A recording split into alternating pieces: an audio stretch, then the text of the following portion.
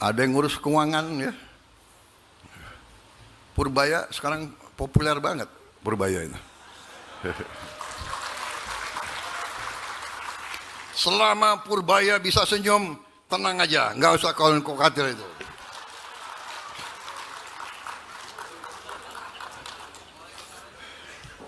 Mau dolar berapa ribu kek, kan kalian di desa-desa nggak pakai dolar.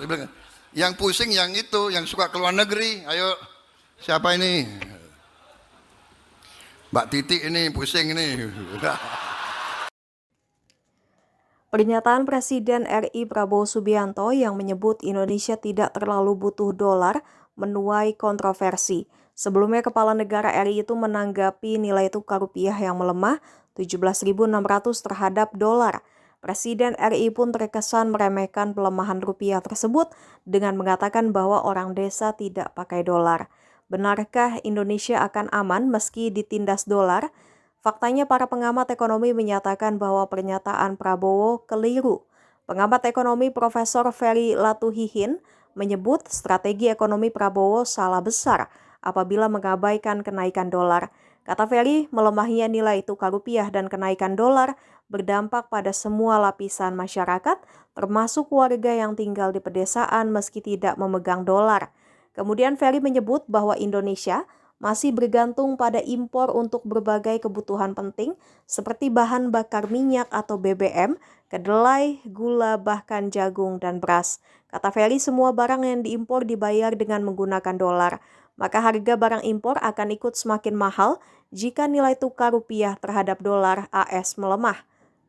Ferry Latuhihin yang pernah menjadi penasihat ahli di Tim Kampanye Nasional atau TKN Koalisi Indonesia Maju yang mengusung Prabowo Gibran pada Pilpres 2024 itu juga menjelaskan jika nilai dolar dan harga minyak dunia naik, maka masyarakat selaku konsumen termasuk warga pedesaan akan terkena dampaknya sebab biaya produksi barang kebutuhan sehari-hari terpengaruh dengan kurs rupiah terhadap dolar AS.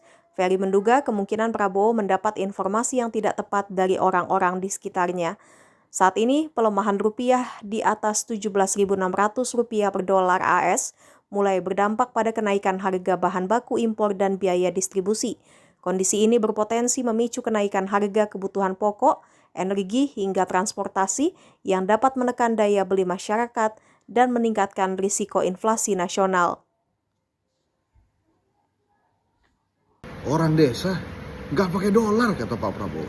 Luar biasa, nasionalis banget. Tapi apa kata ekonom Prof. Ferry Latuhihin? Silakan Pak.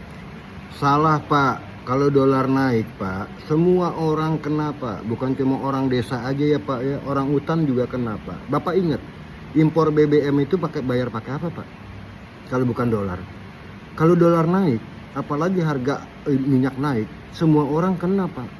Dolar naik ya, harga minyak naik, emang produksi nggak pakai minyak Pak, itu akan dipastru ke harga konsumen akhir ya. Sampai sekarang minyak goreng aja Pak ya, itu udah naik 25% loh, yang harga 36.000 udah 45.000, itu akibat dolar naik dan harga minyak naik. Kita membayar minyak yang kita impor itu dalam dolar Pak ya.